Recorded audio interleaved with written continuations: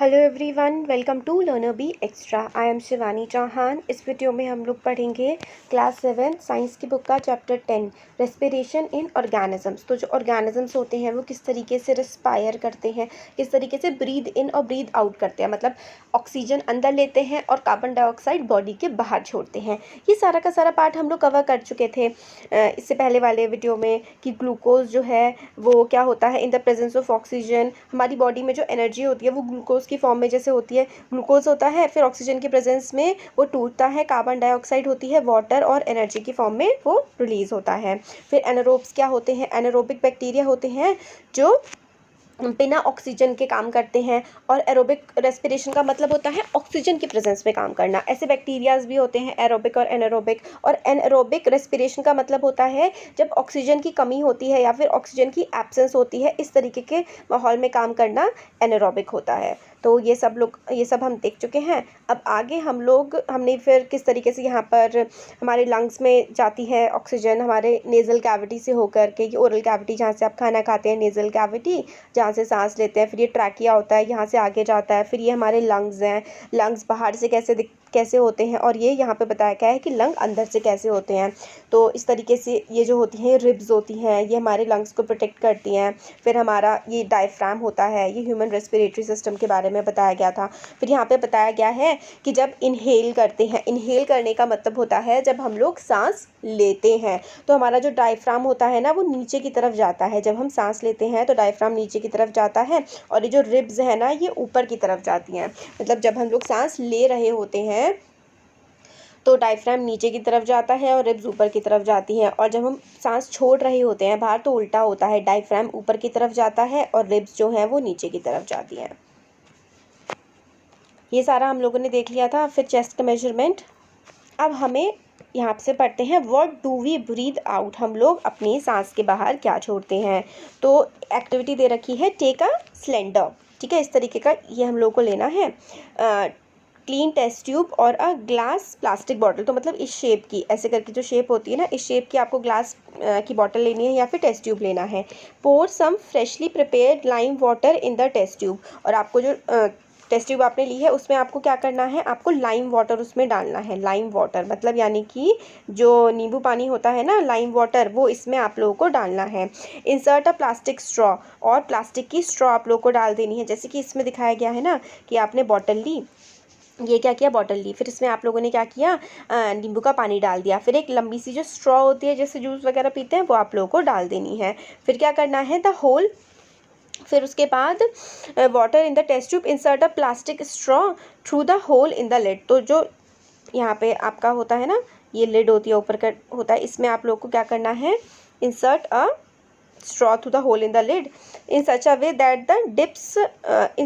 that it drips in lime water। मतलब वही है कि इस तरीके से आपको करना है कि जो ये है ना ये अंदर की तरफ चले जाए लाइम वाटर के। फिर आगे क्या करना है, now blow gently through the straw a few times. फिर आपको जो स्ट्रॉ आप लोगों ने ऐसे करके डाली है ना उसमें आप लोगों को क्या करना है, फूंक मारनी है।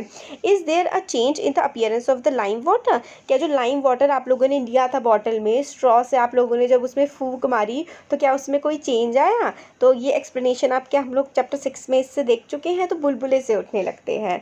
You are aware that air we inhale और exhale is a mixture of gases, मतलब एयर जो हम लोग अपनी बॉडी के अंदर लेते हैं और जो बॉडी से बाहर छोड़ते हैं वो कई सारी गैसेस का मिक्सचर होती है। तो हम लोग एक्सहेल क्या करते हैं, देखिए इनहेल, इन का मतलब होता है अंदर जाना, तो इनहेल जो है इसका क्या मतलब होता है, इनहेल का मतलब होता है सांस का अंदर जाना, और एक्सहेल जो शब्द है इसका मतलब होता है सांस मतलब आप बाहर को जो छोड़ते हैं। अंदर लेना मतलब इनहेल करना, और बाहर छोड़ना मतलब होता है एक्सहेल करना।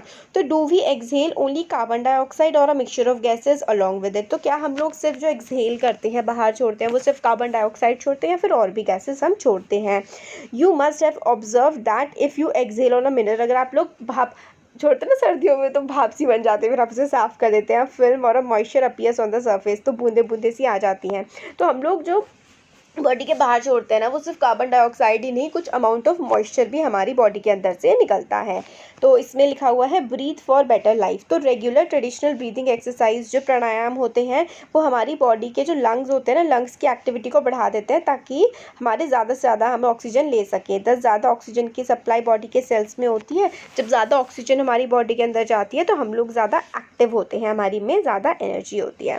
तो देखिए बुलबुले से बन जाते हैं, वाइट से कलर का हो जाता है। जब आप लोग लेमन वाटर में फूंकते हैं ना तो वो थोड़ा वाइटिश से कलर का हो जाता है। फिर the percentage of oxygen and carbon dioxide inhaled and exhale. तो देखिए क्या होता है कि 20 हमारी जो हवा है हमारे आसपास उसमें ज़्यादा तो नाइट्रोजन होती है 78% और 21% ऑक्सीजन होती है। ये 21% ऑक्सीजन जो है यही हमारे लंग्स में जाती है और एक्सहेल्ड एयर जो हम लोग बाहर छोड़ते हैं, 21% ऑक्सीजन हम ले रहे हैं, उसमें से 16.4% ऑक्सीजन हम लोग बाहर छोड़ दे रहे हैं। और लंग्स में हम लोग कार्बन डाइऑक्साइड बाहर कितनी छोड़ते हैं, 4.4% कार्बन डाइऑक्साइड, 4.4% कार्बन डाइऑक्साइड हम लोग बाहर छोड़ रहे हैं और 0.04% कार्बन डाइऑक्साइड हम लोग एटमॉस्फेयर से लेते भी हैं। ठीक हो गया। तो इस तरीके से हमारे लंग्स काम करते हैं, हमारी बॉडी काम करती है।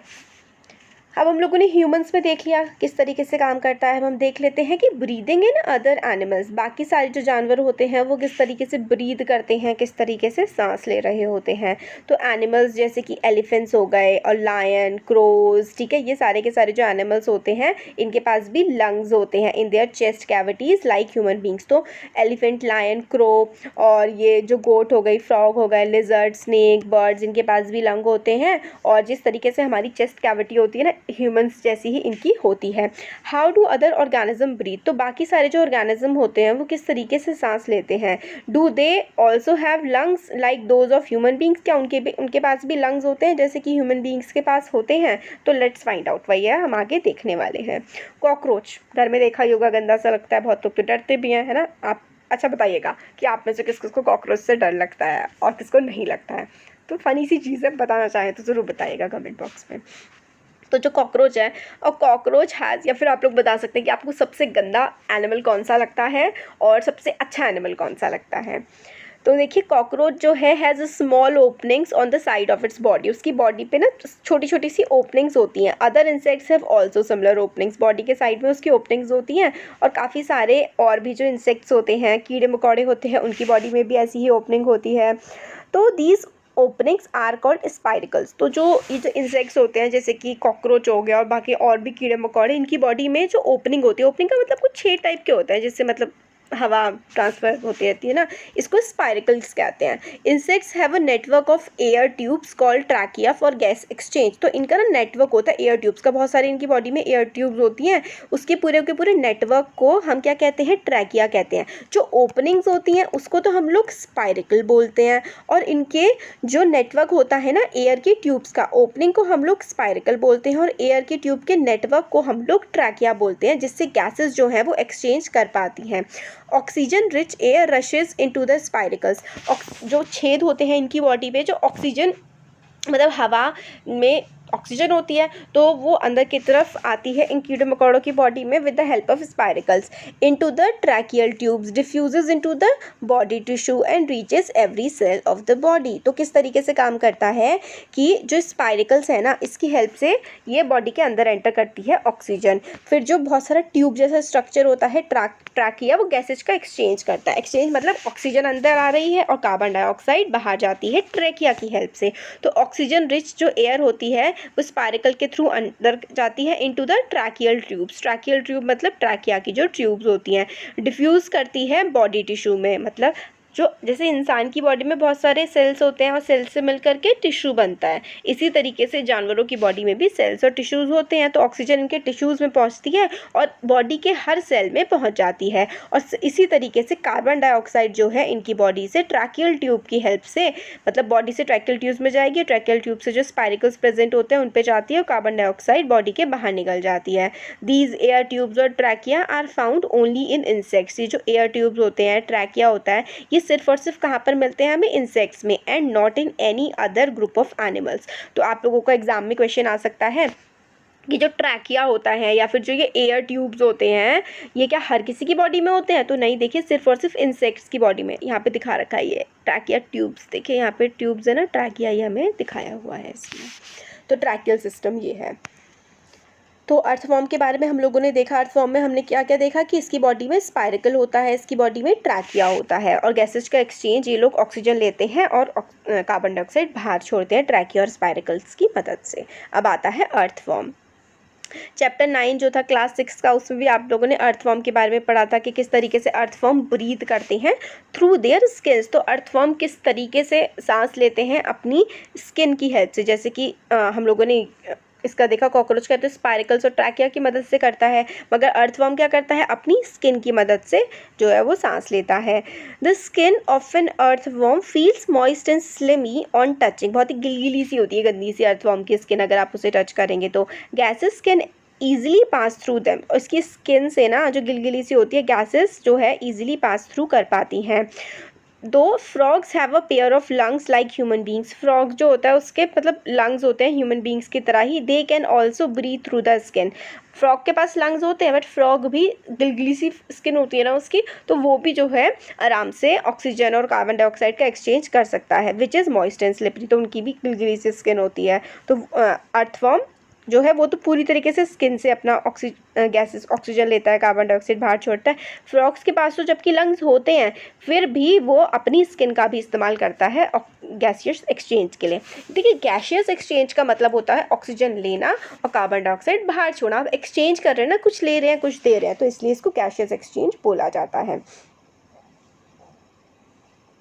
अब आता है ब्रीदिंग। यहाँ पे ये बोला गया है, भूजो है सीन इन टेलीविजन प्रोग्राम की जो वेल्स डॉल्फिन्स होती हैं वो बार बार सरफेस पे आती हैं, और एक even release fountain of water sometimes while moving upwards. Why do they do so? ऐसा होता है ना, देखिए जो डॉल्फिन्स है ना वो मैमल्स होती हैं, वो पानी के अंदर सांस नहीं ले पाती हैं, तो वो कुछ कुछ देर बाद क्या करती हैं, सरफेस के ऊपर आती हैं और सांस लेती हैं और फिर से चली जाती हैं, इसलिए वो ऐसा करती हैं। ब्रीदिंग अंडर वाटर, अब यही हमें बताया गया है। क्या इंसान क्या पानी के अंदर सांस ले सकते हैं? नहीं ले सकते। और मैमल्स कौन होते हैं? जो बच्चों को जन्म देते हैं, वो होते हैं मैमल्स। बच्चों को जन्म नॉर्मली अपनी अंडे के थ्रू नहीं, जैसे अपनी बॉडी के अंदर रखते हैं और फिर उसके बाद बच्चे को जन्म देते हैं, वो मैमल्स होते हैं, जैसे कि ह्यूमन बींग्स हो गया। हम लोग ब्रीथ कर सकते हैं, क्या हम सांस ले सकते हैं और ज़िंदा रह सकते हैं अगर हम पानी के अंदर रहें? तो ऐसा नहीं कर सकते। बट काफ़ी सारे ऑर्गेनिजम्स होते हैं जो पानी के अंदर रह सकते हैं, पानी के अंदर सांस ले सकते हैं। हम लोगों ने क्लास 6 में पढ़ा था कि जो फ़िश होती है उसके पास गिल्स होते हैं, जिसकी वजह से वो ऑक्सीजन जो कि पानी में डिज़ोल्व होती है ना, वाटर में जो ऑक्सीजन डिज़ोल्व होती है उसको यूज़ करके फ़िश अपनी ऑक्सीजन की ज़रूरत को पूरा कर लेती है। किसकी हेल्प से? फ़िश के पास ना गिल्स होती हैं। ये चीज़ आपको बिल्कुल याद रखनी है, गिल्स होती है, GILLS। Gills are projections of the skin. Gills पे ना प्रोजेक्शंस होते हैं, अभी देखेंगे, ये देखिए यहाँ पर इस तरीके के ऐसे ऐसे करके होते हैं ना, ये गिल्स होते हैं फिश में, इसकी हेल्प से वो सांस लेती हैं। आप लोगों को लग रहा होगा कि गिल्स कैसे हेल्प करते हैं। Gills are very well supplied with blood vessels for exchange of gases. Gills में ना काफ़ी सारे ब्लड वेसल्स प्रेजेंट होती हैं, जिसकी हेल्प से वो ईजिली क्या कर पाते हैं, एयर ऑक्सीजन की जो सप्लाई होती है उसका इस्तेमाल कर पाते हैं, ये इसमें बताया गया है। तो gills are well supplied with blood vessels for exchange of gases. तो गैसियस एक्सचेंज गिल्स आराम से कर पाते हैं। अब तो मछली कैसे सांस लेती है? गिल्स की हेल्प से। और गिल्स जो है बहुत सारी ब्लड वेसल से कनेक्ट होते हैं और वो ऑक्सीजन की सप्लाई आराम से हो पाता है। Do plants also respire? के प्लांट्स भी सांस लेते हैं? बिल्कुल हाँ। लाइक सारे के सारे ऑर्गेनिजम्स होते हैं, प्लांट भी अपने सर्वाइवल के लिए सांस लेते हैं, 6th क्लास में भी देखा था। They also take in oxygen, वो हवा में से ऑक्सीजन लेते हैं और क्या करते हैं, गिव आउट कार्बन डाइऑक्साइड। तो वैसे तो अब आप सोच रहे होंगे, हमने तो अभी तक पढ़ा था कि जो प्लांट है वो बाहर ऑक्सीजन निकालते हैं और कार्बन डाइऑक्साइड एटमॉस्फेयर से लेते हैं, तो ये दोनों काम करते हैं। In cells oxygen is use to break down glucose into carbon dioxide and water as in other organisms. तो प्लांट्स में भी होता है कि ऑक्सीजन लेते हैं और जो सेल्स होते हैं मतलब ग्लूकोज होता है उसको तोड़ते हैं और कार्बन डाइऑक्साइड बाहर निकालते हैं। In plants each part can independently take in oxygen from the air and give out carbon dioxide. Plant का हर एक पार्ट, चाहे वो स्टेम हो, चाहे वो रूट हो, चाहे वो लीफ हो, कुछ भी हो, हर एक पार्ट प्लांट का ऑक्सीजन ले सकता है और कार्बन और अपना खाना जो है एनर्जी प्रोड्यूस कर सकता है। You have already learn in chapter 1 की जो लीव्स होती है प्लांट्स की, उनमें छोटे छोटे से पोर्स होते हैं जिसको स्टोमेटा कहते हैं, for the exchange of oxygen and carbon dioxide. तो हम लोगों ने चैप्टर 1 में भी देखा था कि जो लीफ होती है ना, लीफ पे ना छोटे छोटे से ना पोर्स होते हैं। ये जो छोटे छोटे से पोर्स होते हैं ना, इनको हम लोग स्टोमेटा बोलते हैं। तो और ये जो स्टोमेटा होता है ना, ये क्या करता है, ये गैशियस एक्सचेंज का काम करता है। स्टोमेटा करता है गैशियस एक्सचेंज का काम। इससे क्या होता है, ऑक्सीजन जो है वो अंदर आता है और कार्बन डाइऑक्साइड बाहर जाता है, और फिर कार्बन डाइऑक्साइड अंदर भी आता है और ऑक्सीजन बाहर भी जाता है। ये दोनों के दोनों काम करता है। सारे के सारे ऑर्गेनिजम्स की तरह प्लांट्स की भी जो है रूट सेल्स होते हैं, also need oxygen to generate energy. तो जो रूट्स होते हैं ना, उनको ऑक्सीजन की ज़रूरत होती है एनर्जी प्रोड्यूस करने के लिए। रूट्स जो हैं वो हवा में से, roots take up air from the air spaces present between the soil particles. तो जो रूट्स होती हैं ना, रूट्स क्या करती हैं, ऑक्सीजन ले लेती हैं। जो सॉइल होती है, मिट्टी होती है, सॉइल के पार्टिकल्स में जो ऑक्सीजन प्रेजेंट होती है ना, वहाँ से ऑक्सीजन ले लेती हैं और अपना काम चला लेती हैं। तो सॉइल के पार्टिकल्स के बीच में जगह होती है, तो इस तरीके से वो अपना काम चला लेती हैं। अब can you guess what would happen if potted plant is overwatered. अगर पॉटेड प्लांट जो मतलब गमले में जो प्लांट होता है, उसको पानी में अगर बहुत ज़्यादा उसको पानी दे दिया जाए ना, तो उसको बहुत ज़्यादा दिक्कत होने लगती है, सफोकेशन होने लगती है। तभी तो अगर बहुत ज़्यादा पानी दे दिया जाए तो भी प्लांट मर जाता है। In this chapter you can learn respiration. हम लोगों ने पढ़ा कि काफ़ी सारे जो ऑर्गेनिजम्स होते हैं उसमें किस तरीके से वो सांस लेते हैं और क्या क्या वो प्रोसेस होता है, और ऑक्सीजन लेना, कार्बन डाइऑक्साइड छोड़ना कितना इंपॉर्टेंट पार्ट है। सारे के सारे लिविंग ऑर्गेनिजम्स जो होते हैं उनको रिस्पायर करने की ज़रूरत होती है, सांस लेने की ज़रूरत होती है, ताकि उनकी बॉडी में एनर्जी प्रोड्यूस हो सके और वो ज़िंदा रह सकें, सर्वाइव कर सकें। इसकी समरी जो है ना, इसकी समरी हम लोग ऑलरेडी बना चुके हैं, लर्नर भी हमारा चैनल है उस पर। और देखिए, आप लोग सब्सक्राइब नहीं करते हैं चैनल को, बहुत गलत बात है ये। मतलब 87% लोग ऐसे हैं तो वीडियोस देखते हैं बट सब्सक्राइब नहीं करते हैं। तो प्लीज़ सब्सक्राइब ज़रूर करिए चैनल को, ताकि आप लोगों के लिए तो वीडियोज़ बनाती हैं, आप लोग सब्सक्राइब करेंगे तो आप लोग को हेल्प मिलेगी। जब वीडियो आएगी तभी आपको पता लग जाएगा। तो प्लीज़ सब्सक्राइब ज़रूर करिएगा, अपने फ्रेंड्स के साथ भी इसको शेयर करिएगा। तो थैंक यू सो मच।